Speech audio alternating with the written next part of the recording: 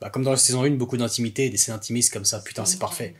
Ça m'avait manqué. Avec les toits haussmanniens derrière, tout au fond, là. Gilroy, c'est une évidence, on va pas revenir dessus, le fait qu'il s'est inspiré forcément le peuple le plus révolté de cette galaxie, bah, les Français, forcément, il y a même des running gags sur nous. Vu que parfois, voilà, enfin, parfois même beaucoup, je veux dire, manifestations à gogo, etc., les gilets jaunes, forcément, et puis bien sûr, Révolution française et résistance. Donc, merci Gilroy. Putain, je suis dedans depuis tout à l'heure. Franchement, là, je ressens vraiment les vibes de la saison 1. Thierry Godard qui jouait dans Un village français, et lui, bah, Richard Sammel jouait aussi dans Un village français. Là, oui, le grand public va le connaître sûrement dans son petit rôle dans Inglourious Basterds. Mais non, là, il nous prouve, il nous montre encore une fois son amour pour la France. Hein, il parle français aussi, Richard Sammel.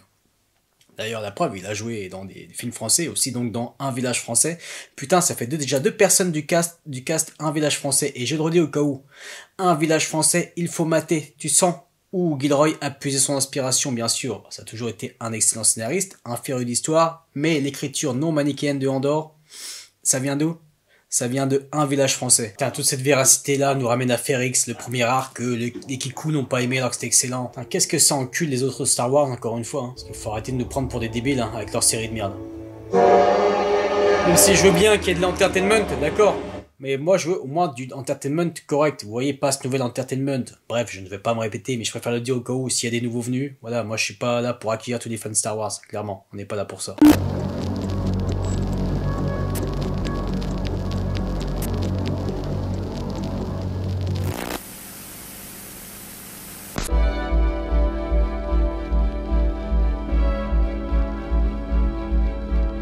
Putain, dans le récap, ils avaient mis cette fameuse compo, putain. Your mother is dead. Ma scène préférée, vous le savez, avec cette étendue là, putain.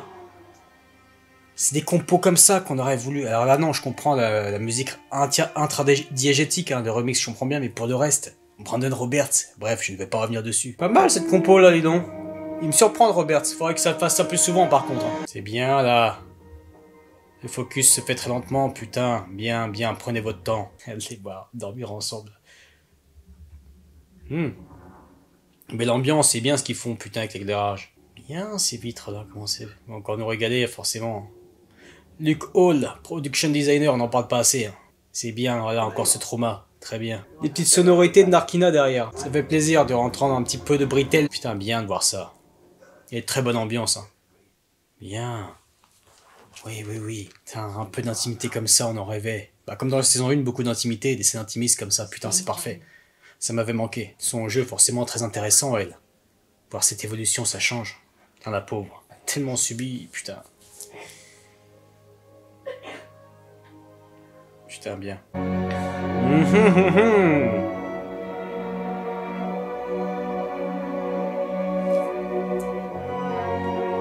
Pas mal. Gorman. Putain, c'est vraiment le commercial de Rima. Ah, j'en ai du frisson. Cyril?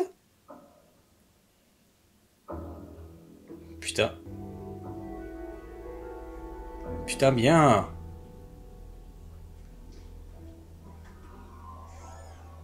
Il est tellement stylé comme ça. Un thème un petit peu plus élégant.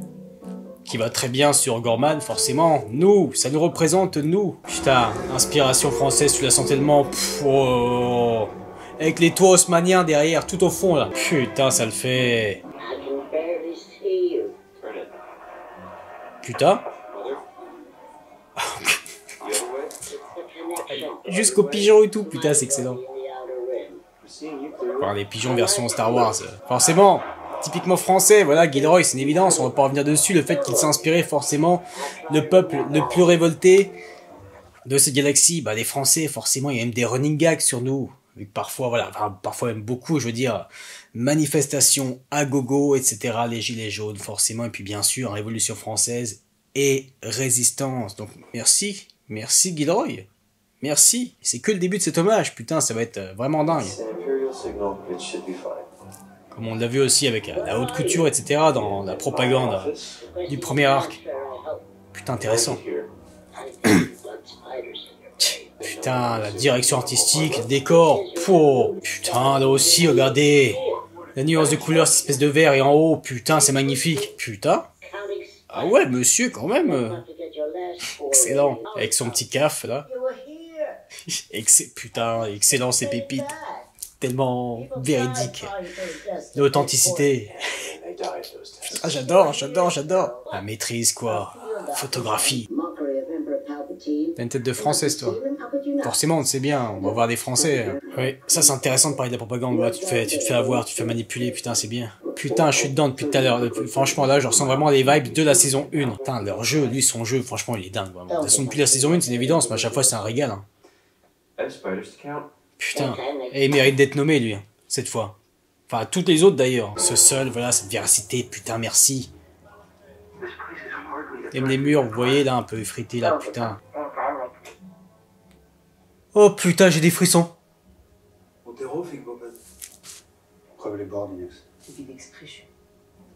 Richard Sammel. Oh putain, déjà ce qu'on avait vu Thierry Godard, vous le savez, dans le trailer, c'était justement Thierry Godard qui jouait dans Un village français, et lui, Richard Sammel jouait aussi dans Un village français. Alors oui, le grand public va le connaître sûrement dans son petit rôle dans Inglourious Basterds, mais non, là, il nous montre encore une fois son amour pour la France. Hein, il parle français aussi, Richard Sammel. D'ailleurs, la preuve, il a joué dans des films français, aussi donc dans Un village français. Putain, ça fait déjà deux personnes du cast Un village français. Et je le redis au cas où, Un village français, il faut mater. Tu sens où Gilroy a puisé son inspiration, bien sûr. Ça a toujours été un excellent scénariste, un féru d'histoire, mais l'écriture non manichéenne de Andor, ça vient d'où? Ça vient de Un village français. Encore une fois, je vous le redis. Réalisation pas bien dingue, très classique. Réalisation, vous voyez, française, vraiment classique sur les premières saisons. Mais par contre, l'écriture est là dès le début. Et d'ailleurs, la direction artistique et l'AREA, putain, elle évolue au fil des saisons. Vraiment, ça c'est pépite, Un village français, je ne peux que conseiller. Putain, Richard Sammel, putain, c'est excellent, la mer est horrible. Oh putain. Coruscant, putain, excellent, ça de la gueule. J'en mets pause parce que là, putain, excellent. Ce petit métro là, putain, bien. Oh. Je sais plus c'est quoi cette espèce, je sais plus de quel film, mais en tout cas, cette espèce-là, il y en avait 3 qui couraient dans le premier arc de Férix, bref. Mais sinon, ce que je voulais dire, je ne sais plus tellement là, ça me... putain, c'est... excellent, voilà ce que je voulais dire. Richard Sammel avait dit qu'il avait arrêté de jouer les nazis, parce qu'à chaque fois, on lui donnait toujours des rôles de clichés, vous voyez ce que je veux dire. Mais par contre, ce qui était intéressant, c'est que c'était pas un rôle de nazi ordinaire. De prime abord, on pourrait croire, lors de ses premières interventions dans Un village français, au final non, écriture non manichéenne. Donc là, ça fait plaisir de lui donner un rôle comme ça. Comme il a dit, hein, il s'en est assez bouffé, c'est pour ça qu'il refusait désormais les rôles de nazis, le pauvre, on lui donnait que ça, limite. Alors que non, c'est pour ça qu'il avait joué dans notre série d'ailleurs, il y a pas si longtemps, là, une autre série américaine, je crois, donc c'est bien qu'il puisse tourner, putain, cet acteur a du talent, vraiment. Et vraiment dingue sa prestation dans Un village français. Putain, c'est bien de les voir, incognito, là, putain. Des petites vibes un peu, là, forcément, comme on voyait les plans Coruscant, Cleia, vous voyez, avec ce béton. Ça va très bien, parce que dans Star Wars, il y a du béton, le Durabéton, justement, ça s'appelle. Putain, c'est bien, là, c'est tellement naturel. Encore une fois, je me répète, hein, mais les bonnes vibes, vraiment, de la saison 1. C'est bien de voir ces petites supérettes, là. Putain, on y est encore dans l'authenticité. Putain, ça le fait. Vraiment, la photographie. Putain, c'est ça, c'est le Star Wars qu'on aime. Oh, le pauvre qui est en cage, là, cette bestiole, là. Putain, toute cette véracité-là nous ramène à Férix, le premier arc, les Kikou n'ont pas aimé alors que c'était excellent. Et qui est toujours, encore, à l'heure actuelle, hein, mon arc préféré. Putain, mais... oh, ils sont gavés. Avec bien sûr des sonorités françaises, hein, dans leur langue. Putain. Putain, l'ambiance, la photographie. Ah, ça fait vraiment du bien de sortir encore une fois de toutes ces Star Wars de merde, là, j'en peux plus. Vous le savez. Hein. Allez.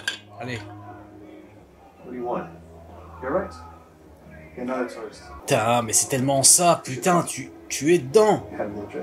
Tu es dedans. Dans la résistance française, putain, merci. Ah, comme dans la saison 1, hein.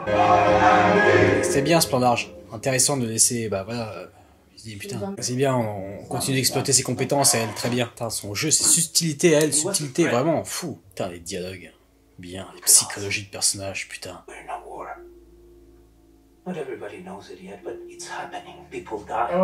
Et là, Brandon Roberts, putain, Bien, là. C'est efficace. Certains en voudraient plus. Non, non, c'est parfait. Surtout pour une scène intimiste comme ça. Où il y a de la tension, t'as pas besoin de plus. Les divergences de point de vue. Voilà, merci. Putain, qu'est-ce que ça encule les autres Star Wars, encore une fois. Hein. Parce qu'il faut arrêter de nous prendre pour des débiles, hein, avec leur série de merde. Même si je veux bien qu'il y ait de l'entertainment, d'accord. Mais moi, je veux au moins du entertainment correct. Vous voyez, pas ce nouvel entertainment. Bref, je ne vais pas me répéter, mais je préfère le dire au cas où s'il y a des nouveaux venus. Voilà, moi, je suis pas là pour accueillir tous les fans Star Wars, clairement. On n'est pas là pour ça. Putain, oh, oh, oh. Encore derrière les toits haussmanniens. Putain, excellent. Putain, de vous sentir là du vrai. Par terre, sur les côtés. Putain, c'est excellent. Avec les petits détails, là aussi, là. Les espèces de lierre de... Putain. Comme il y avait sur la devanture de Marva sur Ferrix. Bien, plan. Intéressant. Putain, l'ambiance. Ça fait tellement... On y est, là, dans le thriller espionnage et dans la résistance française, encore une fois. Putain, là aussi, l'ambiance. Merci. Parfait, là. Cette ambiance de flotte, parfait. Putain, avec à chaque fois des phares des vaisseaux qui passent, putain, c'est très bien. Putain, les échanges sont tellement, putain, authentiques. Putain, ça me touche. Putain, c'est tellement bon de voir ça. C'est vrai, ça. Putain, là aussi l'ambiance. Il y a vraiment un fossé par rapport à ce qu'il avait composé, la soupe qu'il nous avait composée dans le premier arc. Oh, excellent. Putain, là aussi, encore, on joue sur ces côtés années 70, hein. Pouh, oh, l'ambiance, les amis. Sympathique, la compo. Allez, c'est bien, ça. Putain, son jeu, incroyable. Putain, putain. Ah, le BSI, enfin, merci. Oh, intéressant, intéressant. Ça m'avait manqué le BSI. Ah ouais, on prend ce même plan. Comme dans la saison 1, merci. Il est plus là, ce trou de balle de Blevin. Il évolue, lui, c'est bien. Normalement, il en avait que 2, si j'ai pas de bêtises. Surtout que c'est l'assistante des draps, là, de le voir là, comme elle. Même grade qu'elle, c'est bien. Et lui, par contre, il en avait toujours 4. Dans la saison 1. Ouais. Et aussi, on aura bien besoin, parce que putain, vous voyez les peines, là, dans les cours de justice, là, dans les tribunaux, je veux dire. Pas assez de prison, pas assez de tôle, pas assez de place. Du coup, forcément, putain, quand on voit des fois certains cas et tout, non, non, non. Putain, intéressant.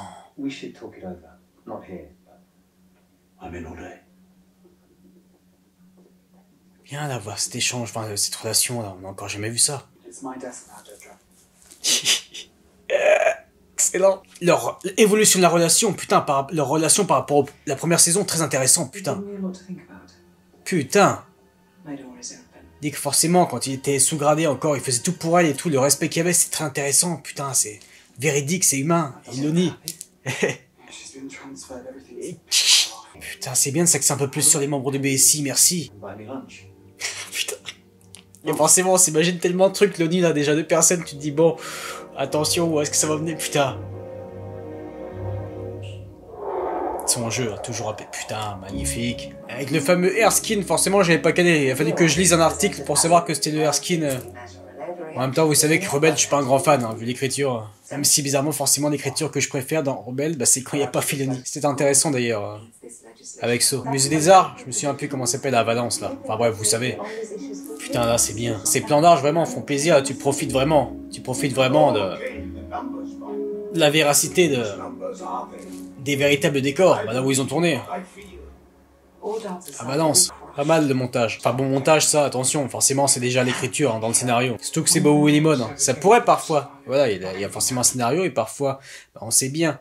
Il y a déjà, comme on dit toujours, il y a une première écriture au scénario. Ensuite on dit qu'on réécrit un film lors de la réalisation. Et on dit encore une fois qu'on réécrit une 3e fois un film lors du montage. Mais là, connaissant, donc c'est Bobo Limon hein, qui a écrit cet arc. Vous savez, c'est celui qui a écrit l'arc Narkina. Là, tu sens que non, ça n'a pas été fait au montage, ça tout était bien pensé déjà direct, hein, forcément. Gilroy, on sait bien, il s'entoure pas de manches. Ouais, parfois c'est ce qu'il faut faire, c'est con, mais... Oh, En même temps, c'est vrai que ça fait quasiment 2 ans qu'il s'est écoulé, donc forcément, ils se sont sûrement revus.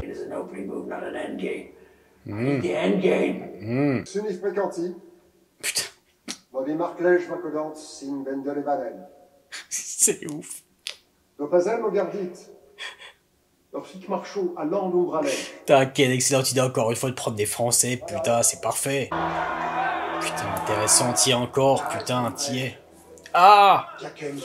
Thierry Godard, putain, mais c'est tellement dingue de le voir. Putain, j'en reviens pas. C'est incroyable. Putain, de le voir là-dedans. Vraiment, un village français, je le redis, c'est le Andorre français. Faut le mater. C'est là qu'il va faire son... Voilà.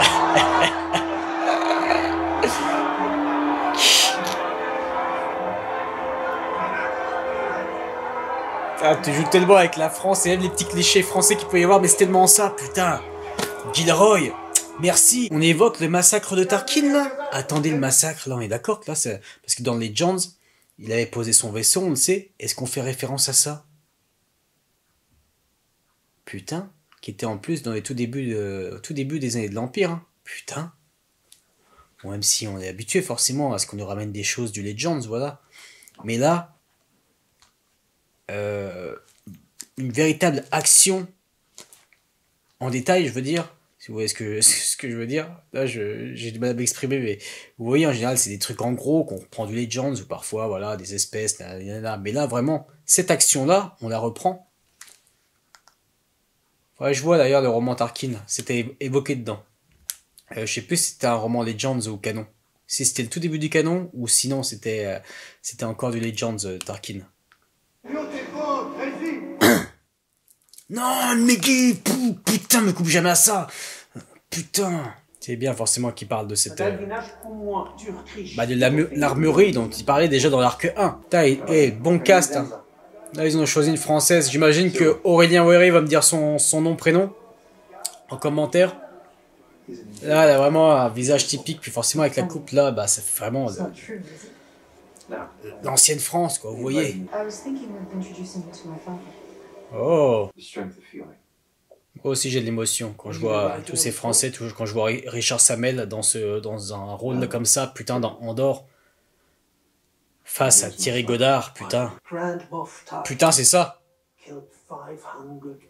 Ah, c'est ça, putain, on le reprend. Bien. Putain, c'est exactement ça. Putain, ouais, carrément, ouais, putain, c'est clair, tu m'étonnes. Ça se comprend d'autant plus, là. Ah, putain. C'est pas le fait que ça nous évoque nous, bien sûr, notre histoire, mais c'est un tout. Depuis le début, hein. C'est un de mes épisodes préférés depuis la saison 1, c'est un de mes épisodes préférés.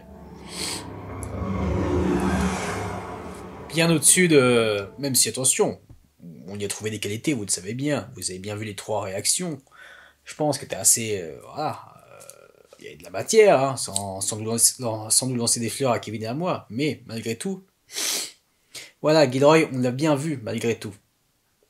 Le fait que le montage, ça switchait un peu trop rapidement, ça c'était quoi? Pour captiver le large public, et ça a fonctionné. Il y a quand même pas mal de large public qui ont dit qu'ils ont été beaucoup plus pris, forcément. Et avec aussi l'écriture un petit peu plus là, axée large public sur les rebelles, vous voyez. Mais c'est ça qui est intéressant avec Gilroy. Il n'en a pas fait de la merde, bien sûr, c'est pas du tout public ce qu'il a fait, mais voilà, il a ramené le plus possible de tout public pour les emmener là où il voulait. Voilà. Même aussi le début, on pensait à la scène d'action très, très intéressante. Hein. Mais il les a amenés là où il voulait. Quand on a vu sur Chandrila, putain, c'était ouf, c'était magnifique, c'était authentique, là, vraiment. Et il les a amenés aussi où il voulait, dans l'écriture que nous connaissions et dans ce montage particulier qui ne fait pas entertainment, et bien du 3e arc, enfin du 3e épisode du premier arc. Donc c'est malin Gilroy ce qu'il a fait. Et donc là c'est bien. Là une fois qu'il les a eu, là, voilà, on pose depuis le début, on repose ses couilles de type Andorre saison 1 à tous les niveaux. Là où le grand public va s'emmerder. Mais c'est intéressant malgré tout, c'est que cette saison 2, je pense, elle plaira un peu plus au grand public parce que là tu évoques des choses. Bah, pour les fans de Star Wars, Gorman, le fait aussi que ça va relier à Rogue One dans le dernier arc, et bien sûr, bah, voilà, ce qu'il a fait Gilroy sur ce premier arc. Donc c'est bien vu. Mais là, encore une fois, ça fait plaisir de retrouver cette authenticité. Putain, la pauvre, elle fait tellement de la peine, mais c'est bien, c'est ce qu'il fallait. C'est ce qu'on voulait, c'était la promesse, là encore, de jouer sur son trauma, déjà tout ce qu'elle s'est bouffé, la pauvre. Et encore une fois, quand j'en pense au premier arc, putain, la pauvre. C'est pour Cassian, ça. Intéressant, putain, t'y as encore, dans l'espionnage, dans la véracité. Il y a aussi des vrais décors, enfin des vrais décors, forcément, c'est toujours retouché, mais là, c'est tourné à Londres, ça. Dans un vrai bâtiment, je veux dire. Et à l'extérieur d'un vrai bâtiment.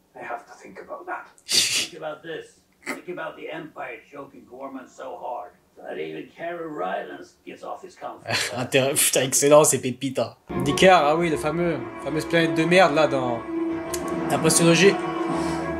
Mais ce qui est intéressant, oui, enfin, je dis planète de merde, non, c'était intéressant par contre, voilà. Moi, postologie, vous savez ce que j'en pense, hein. On est nombreux à le penser, je vais pas revenir dessus. Mais par contre, je préfère voir certaines directions artistiques, certains props, même ce que Doug Chiang avait fait en tant que designer, plus d'ailleurs que sur les séries, et ben dans les films, la postologie. Voilà, visuellement, j'ai toujours eu de la gueule, les animatroniques, etc. Mais du coup, ce qui est intéressant, c'est que Dikar, bah, ça fait comme Crète, dans le roman d'Eya. Il y a Crète, en fait. Il y avait eu une base rebelle, là. En fait, c'est comme si la résistance, finalement, les bases de la résistance, c'était des anciennes bases rebelles. Bref, voilà, c'est tout. Ah, Morov, au fond. Putain, on est bien chez les partisans, tu sens la tension, l'ambiance. Hein. Look at you. Look at all your loveliness. All the rhino that you can steal. Ah. Galaxy opportunities. Work up a thirst, find a vein. Ah, t'en trouves beaucoup de sa clique et de partisans qu'il y avait déjà dans Rogue One, hein, c'est bien là. Je pensais pas qu'on les verra tout de suite, certains. En même temps, c'est vrai que ça fait 2 ans depuis la fin de la saison 1. Ah oui. A brave one. But how brave? If you breathe just a little too deeply. Spock, do you boy? Putain, Saw Gerrera est tellement respecté dans l'écriture. Et dans son jeu, forcément, encore une fois, Forest Whitaker nous régale. Tu sens l'évolution de Wilmon aussi, ça c'est intéressant. Dans son jeu. T'es avec les partisans, c'est bien de montrer ça. T'es avec les partisans là. La tension marchait beaucoup. Même aussi dans le son. Profiter, c'est bien. Parce que malheureusement, hein, ça va pas durer. C'est beau un petit peu de poésie là, comme ça. Surtout quand on sait que tout va se terminer forcément en mal. Hein. Quand on va clôturer les arcs narratifs de chacun, comme on l'a vu déjà dans l'arc 1, c'est une évidence ce que je dis, je sais. Bien, avec cet éclairage qui n'est pas fait sur eux, c'est très bien, putain, dans cette ambiance. Putain, c'est beau. J'espère que c'est pas la dernière fois qu'il la reverra. Non, parce que c'était bizarre, là. Ah, c'est bizarre, là, je le sens pas, là. Je le sens pas du tout.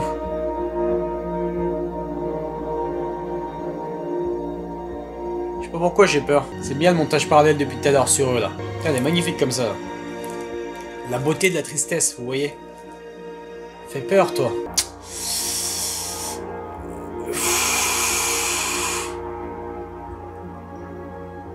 Putain de merde.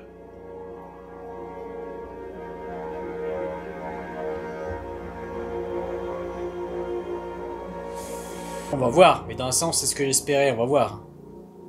Encore Ariel Ktiman? Putain, t'as réalisé 2 arcs. Dans un sens, ce que j'espérais, c'est un suicide. Alors on va voir si, voilà, mais putain, il me semblait, je suis pas sûr, hein, que Dodo ait buté un impérial. Enfin, en même temps, c'était Dodo, donc je suis pas sûr. Bref. Putain, un de mes épisodes préférés. Et voilà, dès le début. Dès le début, j'aurais dû vous le dire, dès le début. Dès les 5-10 premières minutes, déjà, c'était mon épisode. Enfin, je sentais que ça allait être mon épisode préféré, et au fur et à mesure, oui, bien sûr, putain. Bon, là, en plus, là, il faut que j'aille chercher ma belle-sœur. Enfin, bref. Là, je peux me dépêcher. Et bah, enfin, non. Faut que j'aille chercher ma belle-sœur. Donc, je fais le montage. Je poste ça ce soir. Nous, vous le savez comment ça se passe. On se retrouve donc demain pour le second épisode du second arc. Et bien sûr, vendredi pour le 3e épisode de cet arc-là. Je rallume un coup. Parce que putain, musique, Nicolas Britell, je comprends mieux. Je comprends mieux pourquoi c'était au-dessus. Vu que Nicolas Britell, voilà, je me répète, mais il avait pu composer 2 épisodes.